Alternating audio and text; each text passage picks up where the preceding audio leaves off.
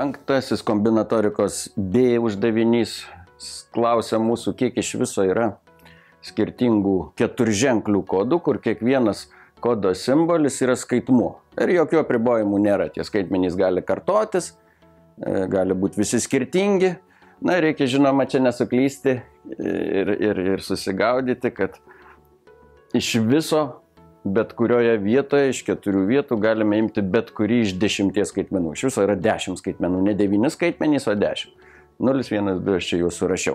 Na, tai kiek iš viso galima sudaryti skaitmenų čia? Visų, žinoma, tų kodų, neskaitmenų, visų čia nesurašysi, čia reikia skaičiuoti ir čia veža tai vadinamoji daugybos taisyklė.